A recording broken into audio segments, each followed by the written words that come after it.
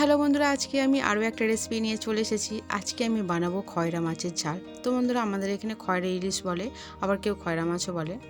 বন্ধুরা, এই মাছের টেস্ট খুব ভালো, আর যদি মাছের ঝাল বানানো যায় তাহলে খেতে আরও বেশি ভালো লাগে। এমনিতে এইসব মাছ ঝাল বানালেই বেশি ভালো লাগে। তো আমি এখানে খুব তাড়াতাড়ি খুব সহজে ঝাল বানাবো। তো চলো দেরি না করে রান্নাটা ঝটপট শুরু করা যাক। তো দেখো বন্ধুরা, এখানে আমি মাছগুলো আগে থেকেই ভেজে নিয়েছি। এবারে এই মাছ ভাজাগুলো অন্য একটি পাত্রে তুলে নেব। তো এই কড়াতেই আমি যেহেতু বাকি রান্নাটা করব। এবার আমি এই গরম কড়ার মধ্যে দিয়ে দেব সর্ষের তেল। তো এখানে হাফ বাটি সর্ষের তেল দিলাম। তো দেখো বন্ধুরা, এখানে আমি একটা ছোট সাইজের পেঁয়াজ কাটা দিয়ে দিয়েছি। পেঁয়াজটা আমি খুব বেশি লাল লাল করে ভাজবো না, মিডিয়ামভাবে ভেজে নেব। তো এখানে আমার ভাজা হয়ে গেছে। এবার আমি একটা ছোট সাইজের টমেটো কাটা দিয়ে দিলাম। এর সাথেই আমি স্বাদ মতো নুন দিয়ে দিলাম। তো বন্ধুরা, টমেটো দেওয়ার পরে নুন দিলে টমেটো খুব তাড়াতাড়ি গলে যাবে। তো এখানে আমি খুব ভালো করে ভেজে নেব, প্রায় 3 থেকে 4 মিনিট, যতক্ষণ না পর্যন্ত টমেটোগুলো ঠিকঠাকভাবে গলে যাচ্ছে। তো বন্ধুরা, এখানে ভেজে নিয়েছি। এবার এর মধ্যে আমি গুঁড়ো মশলা দেবো। তো এখানে হাফ চামচ হলুদের গুঁড়ো দিলাম, 1 চামচ ধনের গুঁড়ো দিলাম, আর দেবো এখানে হাফ চামচ জিরের গুঁড়ো। তো এখানে আমি 2 চামচ আদা রসুন আর শুকনো লঙ্কা বাটা দিয়ে দিলাম। আর এর সাথে আমি অল্প একটু জল দিয়ে দিলাম, যাতে মশলাগুলো কোনোভাবে পুড়ে না যায়। এবার আমি গ্যাসের ফ্লেমটা লো করে দিয়ে খুব ভালো করে কষিয়ে নেব। বন্ধুরা, এই সময় কষালে আদা রসুন আর কোনো রকমের মশলার গন্ধ থাকে না, আর তরকারির টেস্ট খুব ভালো হয়।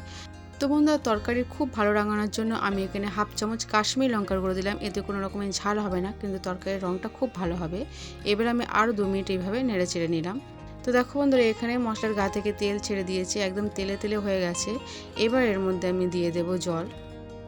তো বন্ধুরা, এখানে আমি খুব বেশি জল দেবো না, ছোটো মগের হাফ মগ জল দিলাম। আমি এখানে তরকারিটা বেশ মাখো মাখোভাবে বানাবো, একদম ঝোলে ঝোলে বানাবো না।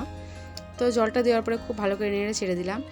এবার আমি গ্যাসের ফ্লেমটা হাই করে দিয়ে ঢাকা চাপা দিয়ে ঝোলটা খুব ভালো করে ফুটিয়ে নেব। তো ফিরে এলাম। দেখো বন্ধুরা, এখানে ঝোল ফুটে গেছে। এবার আমি এখানে ভেজে রাখা মাছগুলো দিয়ে দেব। এবার আমি গ্যাসের ফ্লেমটা মিডিয়াম করে দেব, আলতো হাতে নাড়াচাড়া করব। মাছগুলো ঝোলের মধ্যে দিয়ে দেব, যাতে মাছগুলো সফট হয়ে যায়। উপর থেকে ধনেপাতা কুচনো দিয়ে দিলাম, আর এর সাথেই আমি দিয়ে দেবো একটা কাঁচা লঙ্কা।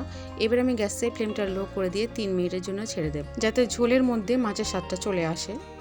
তো ফিরে এলাম 3 মিনিট পর।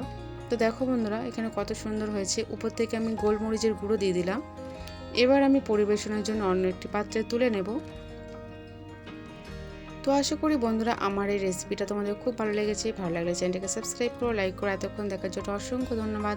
আর হ্যাঁ বন্ধুরা, কমেন্ট করে জানাতে ভুলো না আমার রেসিপিটা তোমাদের কেমন লেগেছে।